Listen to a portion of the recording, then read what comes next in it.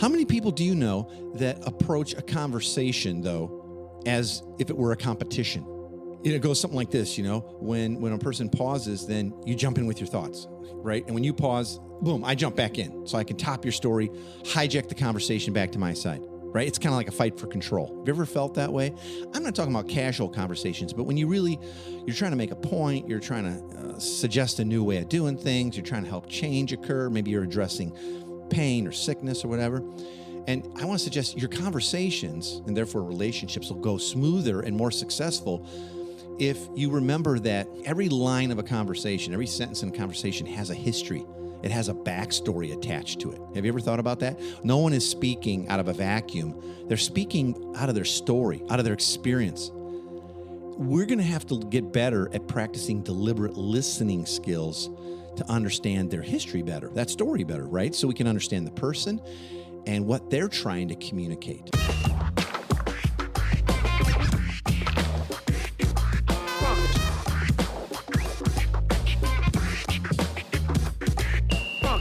Welcome to the Everyday Disciple podcast, where you'll learn how to live with greater intentionality and an integrated faith that naturally fits into every area of life. In other words, discipleship as a lifestyle. This is the stuff your parents, pastors, and seminary professors probably forgot to tell you. And now, here's your host, Caesar Kalinowski. Before we get started today, I want to invite you to join us on Facebook, right? We've got a group there, the Everyday Disciple podcast group, and that's your place where you can kind of best get in touch with me, get a hold of me. There's thousands of folks in there. I'd really love it if you'd join us over there. Go to everydaydisciple.com/Facebook. Yeah, that's all you got to do, or search it up or whatever. Okay, well, I want to get into today's discussion and talk. And let me ask you, have you ever felt like you've been misunderstood or misinterpreted by someone? Do you sometimes misunderstand the signals and words that you've received? Think about people at work or in ministry, your spouse, your kids, your parents. You ever feel like you're just misunderstood? See, for me, communication's sort of my thing, right? It's really what I do in life. It's always been a big part of my life and every different little iteration of what God's had me doing. And that's really what I still do, right? Here I am talking on a podcast, and we're doing live videos and training and coaching. And you know what? It's what we all do in pretty much every human interaction we have every day. Think about it. How many people do you know that approach a conversation, though, as if it were a competition?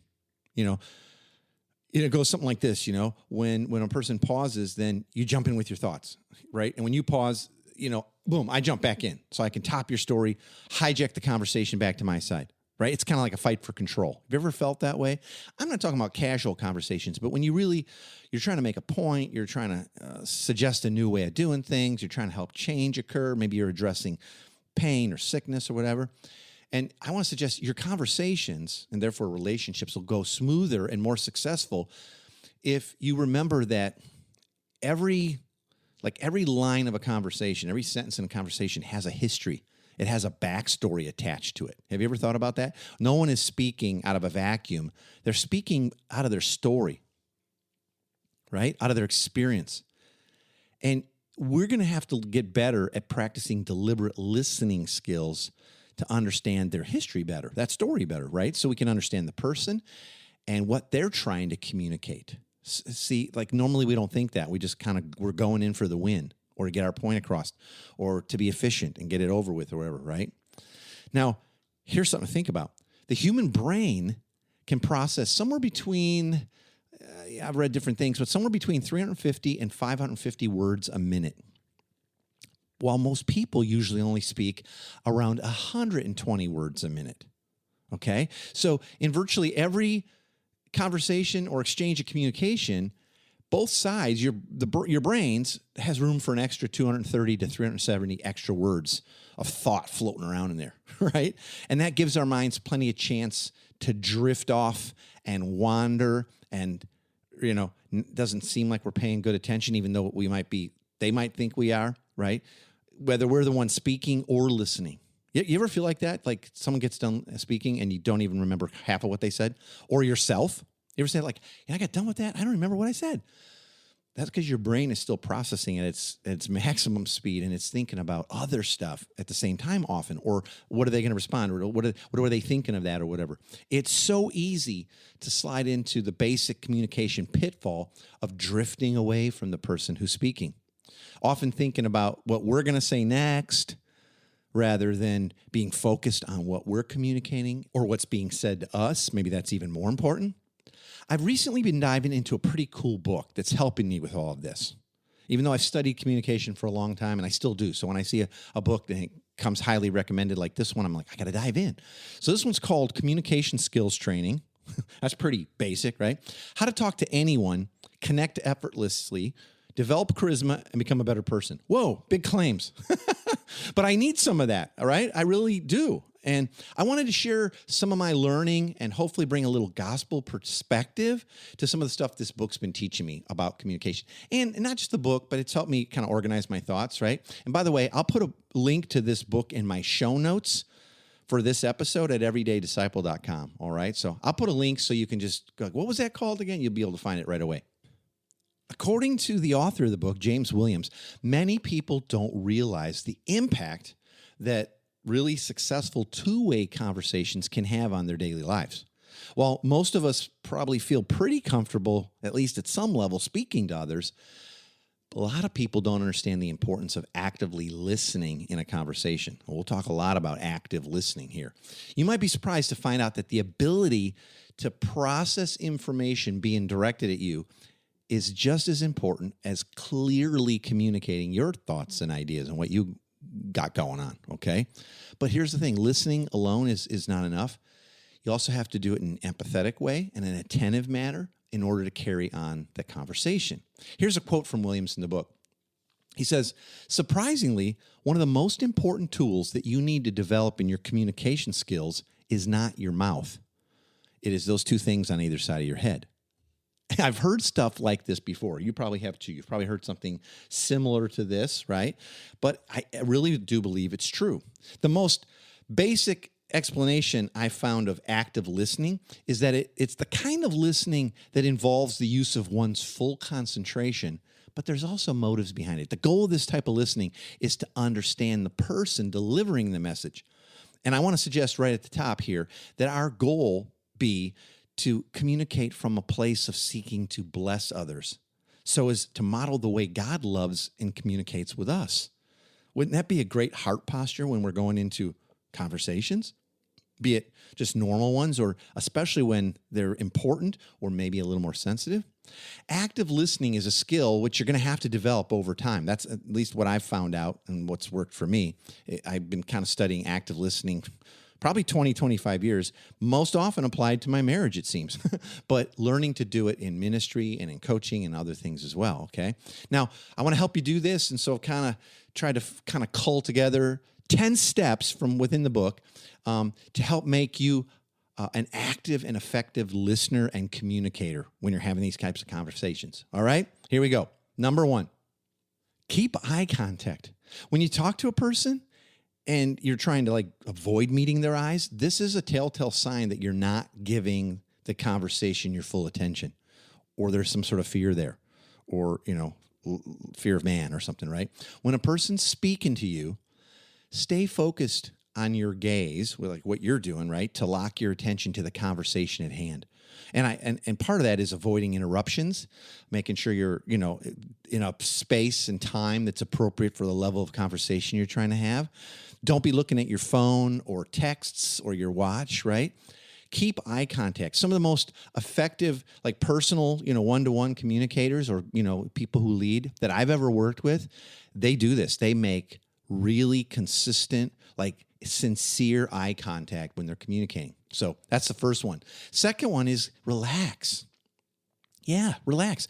There's a difference between making eye contact and staring at a person. I'm trying to do this, I'm trying to do this. We've been recently doing stare down contests with our grandson. But as a family, at family dinner nights, it is so funny. Do you remember when you were a kid, who can look at each other the longest without smiling or without blinking or whatever? We've laughed our guts out. That's not what you're trying to do, okay? You're not trying to win a stare-down contest.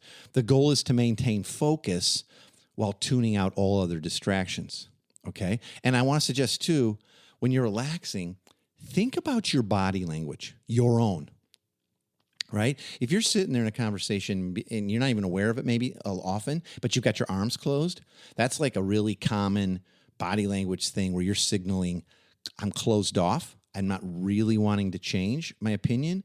I have some fear or trepidation connected to this, right? And a lot of people do it and go like, well, that's just how I sit.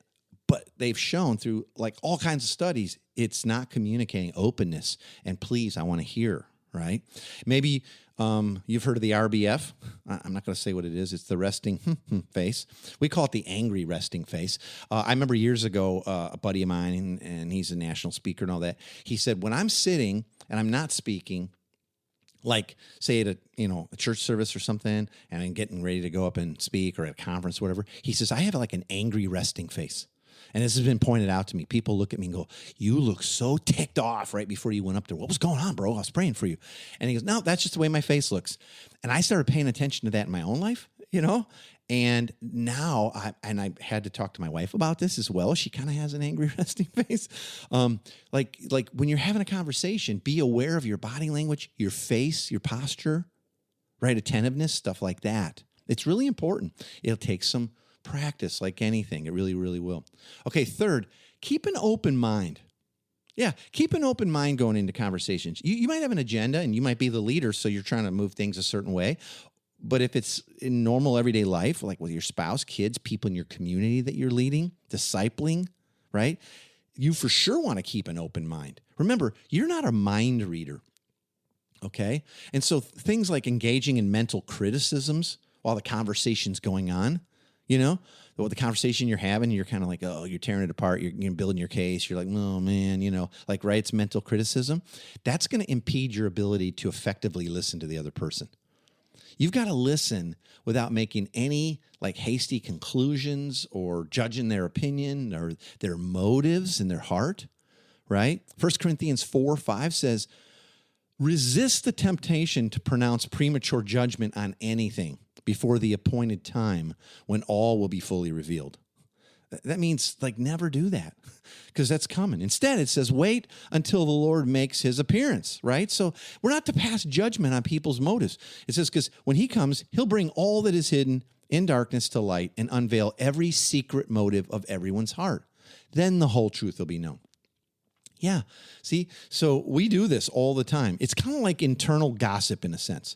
We sit there listening to another person and we're just sort of tearing down their argument, thinking our thoughts. What do I want to say? How am I going to win? What do they, right? And we pass judgment on their motives or their heart. They're just lazy. Or she just doesn't want to, be a team player. Or, he's not, right? And that's not good. It doesn't help. But here in 1 Corinthians, Apostle Paul is saying, don't do that. Resist the temptation to pronounce judgment on people and their motives. Okay, number 4, try to visualize what the other person's saying, right? That's step number 4 is like visualize. The best way to retain what they're saying and process information in your brain is to convert that information into like little mental images of sorts, okay? And that could be a sequence of little abstract things, forming a narrative, or even an actual mental picture. In other words, try to get into and visualize their story and position. Don't just listen to it, but try to visualize it. Like, what are they feeling? What are they going through? What's happened in the past? Like, take cues from what they're actually saying and try to visualize yourself right there. Okay, number 5, avoid interjections, right? Because when you interrupt a person, like when they're talking, and boy, I'm guilty of this. My wife's always saying like, oh, stop interrupting. Because I'm so afraid, and this is just selfishness and fear. I'm so afraid in the middle of someone really making, like their statement or their position known or whatever, their opinion or whatever. I'm so afraid that I'm going to forget stuff. It's really that, I think. I've kind of analyzed my heart in this, that I jump in right now to say it. And that interjection conveys messages of self-importance or, hey, time is pressing, right? Time's urgent here. Or that my agenda or position's what's really important to me, okay? So what you have to understand is that people think and feel at different paces. And so let a person talk. Like even though you might have a ability to be very concise and beep, just say what you need to say. And so you're just like, I know where they're going. I'm just going to interject it there again. That's kind of judging their motives. And I've been sort of called out on this too. Like you jumped in and you just sort of, interjected and you interrupted them like 2 or 3 times. Like, yeah, but I knew where they were going. So I just went there. Now, right or wrong, it's kind of disrespectful and it's not going to help, right? Remember the goal is like good communication, effective communication, the building of relationships, communicating in a way that we bless others and we show them what God's like. That's the goal, right? Okay, number 6, the authors called this wait for the stop, okay? Wait for the stop. So a stop in the conversation happens when the person you're listening to doesn't add anything else after a second or so of not talking.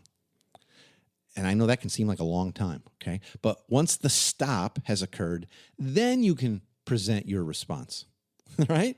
So that's hard. And this is part of active listening. And if you're just waiting to talk, you're going to be like churning. You really have to put these first 5, into practice. But wait for the stop.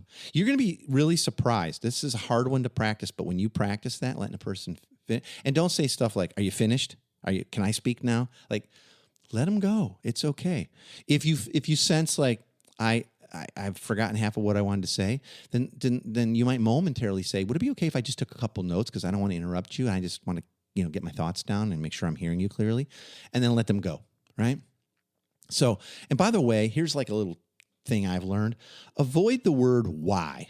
Like, so when a person's done, it's like, well, why do you feel that way? Or why is that? Or why didn't you do that? Or why do you think we need to do that? I've just found the word why sort of puts a person back on their heels right at the get-go. Instead of saying, why do you want to do it that way? That sounds so negative. Just even saying it. Say, what leads you to see that would be a good way to do that? Or what leads you to think that this is what's happening? Or, what has led you to, or what has kept you from doing that? So first is, why didn't you do that? Right? And even if you say it slow, why didn't you do that?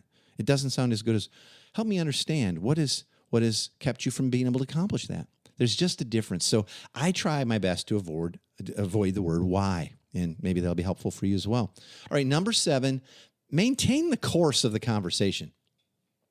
Sometimes the things that we say right after a person's done talking have, more often than not, nothing to do with the topic, okay? And it's kind of easy to derail an entire conversation this way. Resist the urge to speak about unrelated stuff, okay? Even if you see some personal connection or you had a memory attached to it or whatever, I'm kind of an external thinker. So when a person's talking and I come up with like something I'm thinking, I feel like I have to say it. So if I like, oh, that's crazy. I remember one time when I was a kid and the snake jumped out of the, I'm going to say it. It's maintain the course. Sometimes that's adventures in missing the point, or we call them rabbit trails. Others might do it. Try your best to maintain course and not do that, okay? Here's number 8. Take a walk in their shoes. Learn to synchronize your emotions with that of the speakers, okay? Make your reactions visible through the words you say and the expressions you show. So if a person's very, very upset, then show that level of concern. Don't have a blank stare like I'm like impervious to the fact that you're really, really feeling this and have a strong emotion attached. Or if they're lighthearted and you look mean and ticked off about it, they're like, what is going on here? Then be lighthearted, right? Like, take a walk in their shoes. Try to mirror the level of emotionality that the other person's expressing. Remember that could be words and actions and stuff. Number 9, give feedback. It's not enough that you are just working on this listening and you see things from that person's perspective or understand what they're feeling. You have to visibly and verbally confirm to the speaker that you're listening by restating back to them what you believe they've just said before you respond. And I find this is really doesn't come naturally to me. That's hard. So maybe you've had some training in this before, active listening. When we do marriage counseling, it's one of the things, or pre-marriage counseling, we teach active listening. One of the things is like, okay, so what I think I've heard you say is this, or if I'm hearing you correctly, you're feeling this. And that seems so corny and so overstated. But I've never found a time when someone does that to me that I don't feel like listened to and loved, where I can go, yeah, exactly. Or, well, it's not that I'm angry, it's this, right? So I can clarify. Or it might not be emotional stuff. It could be facts too. So what you're saying is, if we can do this 8 times, 8 weeks in a row, now I'm not thinking it's necessarily going to take that long, but it could be that, So by restating back before you respond, you not only honor the person, bless them, show them that you really were listening. By the way, you have to have done all these first 8 to get to 9 to be able to do that. But it also means that your response now can be accurate. Okay. Now, number 10 is pay attention to what isn't said. Remember a little while ago, I was talking about your own body language in the sense of like, don't cross your arms and don't have an angry resting face. Well, most of the direct forms of communication that you're going to regularly encounter are going to be nonverbal. Maybe you know that. I think we all know it. I forget it. Studies have shown us that a whopping 93% of human communication is nonverbal. Like, I don't want to believe it, right? But it's only 7% that comes from the words we're saying. And this has been studied a lot. So nonverbal communication refers to gestures, facial expressions, person's tone of voice, eye contact or lack thereof, they're just staring at their shoes, their body language, posture, and other ways too that people communicate without using language, okay? It's up to you, to own the responsibility to be picking up on others' nonverbal clues. And I'll say, as I've studied this a while, unless you're picking up on the other 93%, at least a little, and you're only really hearing their words, you're kind of in a debate class, right? You're like in a debate. That's how conversation, especially when it's sensitive or confrontational, it's really that. And you'll probably have to practice this, but paying attention to the other 93%, the nonverbals, will change how you're communicating and how the other person's receiving it in profound ways. It really, really is. And again, it's up to you to pick up on those nonverbal clues. Now, here's some ways that the author Williams suggests to put all of this into practice and start improving your relationships and your communication right away. And I'd say, and your leadership, right? If it be at parenting or at a church or in a community or whatever. So right away, set aside an hour of time to kind of look through and use these 10 steps that I just shared as a self-check on your current active listening skills. Okay, so first off, write each of the 10 steps down. Or tell you what, you can print them off. I'm going to make them part of this week's Big 3 download. Okay, so get all 10 of those steps. Next, thinking back over your past week, briefly write out some words or phrases that demonstrate when you did or did not use one of these 10 steps or characteristics in a conversation. And your goal should be to have at least one example, positive or negative, for each of the 10 steps. Now, you're not going to do this unless you're serious about communication, or you find yourself in a relationship where there's miscommunication and you've been misunderstood a lot. But if you have, be proactive. I want to encourage you, okay? Then review your list of what you did, and didn't do in each of the 10 categories, and circle up to 3 of those steps that you did not do so well and you didn't practice. And then choose one and kind of brainstorm how you'll improve in this area in your conversation over the next week or so. Okay, you're not pouring cement. You're trying to become more self-aware and try some new things, all right? And then at the end of the week, pull that sheet out again and reflect on how you think you did on those 3 areas, all right? Then repeat the last step for a couple more weeks in a row, right? And see, if you're improving anything, any of the listed characteristics that needed improvement, how are they going? Chances are just bringing the awareness to them and then saying, I'm going to really try to practice this, in my communications in the week ahead, you're going to be doing better, okay? By the way, this exercise can easily be adapted for use in your team meetings as well. So you might want to listen to this podcast with, some team members and then print that list off and say, how can we be communicating with each other more effectively and showing love and grace? Okay, as always, I want to leave you with sort of the big 3 takeaways from this discussion today on our active listening and communicating effectively. And if nothing else, you're not going to want to miss these.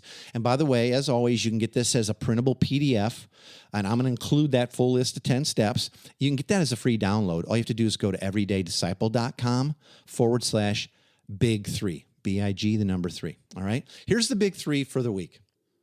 Number one, don't approach conversations, especially sensitive ones, with the mindset of winning or trying to control the outcome. Stay focused on what the other person's saying, their body language, things like that, and seek to avoid outside distractions, remembering that 93% of their communication is nonverbal.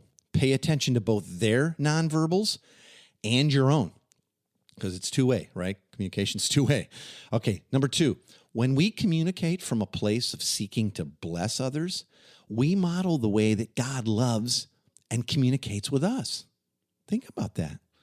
And I was thinking back at I've always been struck by the fact that right after Adam and Eve rebelled against God in the garden, we see this in Genesis, he goes looking for them. And does he bust them? Attack them? No, he's asking them questions. Where are you? Why are you hiding? Who told you were naked, right? And he does the same thing with their son Cain right after he murders his brother Abel in a later narrative. Yeah, he's asking him questions. Where's your brother? Didn't I, right? So in both these examples, we see that God goes after the heart in a conversation or with people. He's more concerned with their unbelief than their actions that unbelief produced. And he's not trying to control or limit their choice. So we can let our heart posture be the same in the conversations we're having.